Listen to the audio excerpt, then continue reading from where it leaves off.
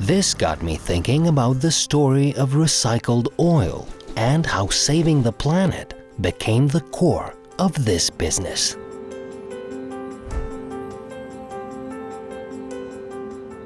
Нашата главна дејност со која што почнавме е продажба на прехранбени производи до хорека индустријата.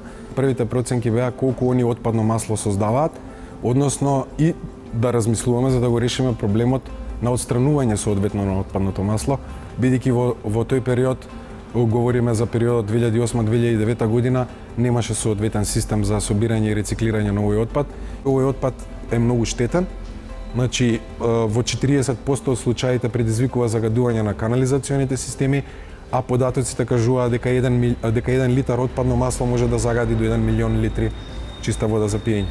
Секако тука се роди и визијата за заштита на животната средина. Тоа е всушност почетокот на Сунеленс во 2009 година, кога ги добиваме првите дозволи и веќе еве после 11 години имаме доста позитивни резултати од овој бизнис модел и можеме да кажеме дефинитивно дека е одржлив овој бизнис модел и дека промовира еколошко одржливи практики од страна на сите создавачи на отпадни масла.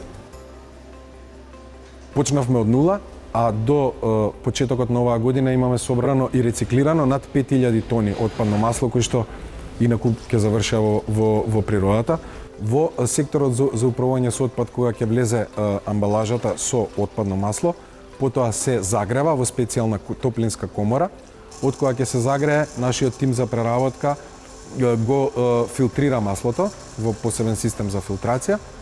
Тука се вади првичниот талог од маслото, кој што се складира посебно и тој секако не завршува во природата. Тој го носиме до компанија која произведува биогаз, од која ќе се сфилтрира, се складира во специјални цистерни, конусоидни, за да може вториот дел од талогот да се извади, на кој што му треба повеќе време.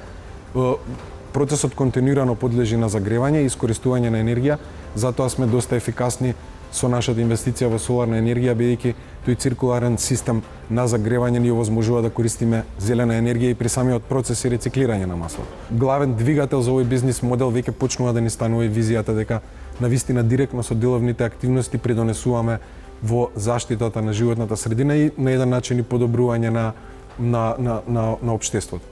Многу е лесно да се промовираш како зелена компанија, меѓутоа важно е и што правиш. Важно е да се размисли како капацитетите деловни да ги искористиме во склоп на деловните активности да се решаваат и проблемите на општеството.